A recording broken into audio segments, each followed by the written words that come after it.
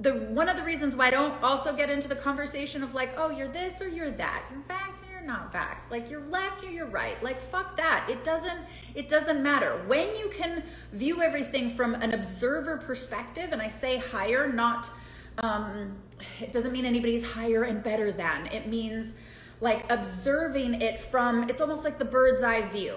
You take a bird's eye view, you're not in it and arguing in it. Your perspective being right versus somebody else's perspective who equally thinks that they're right. That's a loser's game. So when you can move into a higher perspective, bird's eye view, see everything from above, then you can move back into alignment, into regulation, because then it's not about the details that are being argued. There's a much bigger, more, like you have to be able to zoom out and see all the different aspects of everything, because the little bitty details, as much as those are important, that's not what's being argued. That's not the problem. And that's where our distraction is taking place.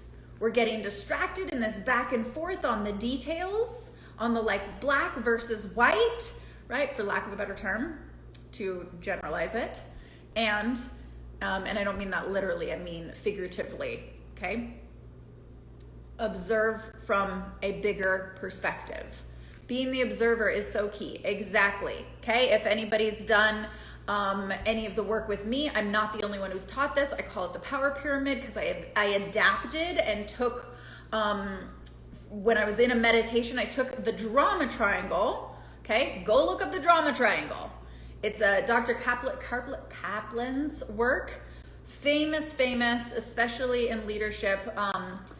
Anybody who's worked with me, you know that I call it the power pyramid because I adapted it and brought in the ego perspective and how that affects why we keep recreating the same type of relationship interactions and dynamics.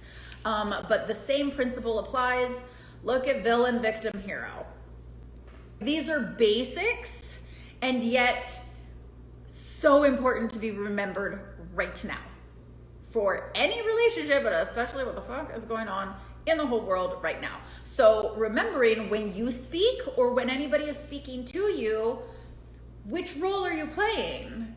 Which role are you speaking from? You can put all organizations into any of those categories as well. That's why I don't talk about politics, because sometimes they're in one of the corners of the triangle, and I don't play the triangle. I don't teach anyone to play the triangle. I teach you how to get out of the triangle. That's why we don't talk about religion either, because that can, not always, but that can be inside the triangle sometimes. Anything that elicits fear, oh, that was a big one, is a villain. Anything that then has you or the person, ideally, potentially, hopefully not feeling afraid, but the one that the fear is projected upon, then becomes the victim. And then you have to have the hero, something to save you.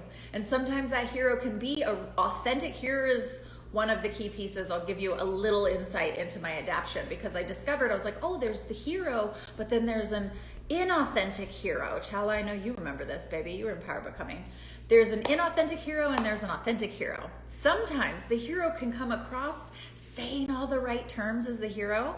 Narcissists do this a lot. That is so fucking perfect. Narcissists can sometimes come across and they speak and they make you feel like they're your savior, blah, blah, blah. Anything that then will save you. They can be very charming, they can say all the right things, but it's a false sense because it ultimately is intended to victimize. Okay, so yes, there are two. There's an inauthentic hero. There is absolutely an authentic hero, 100%.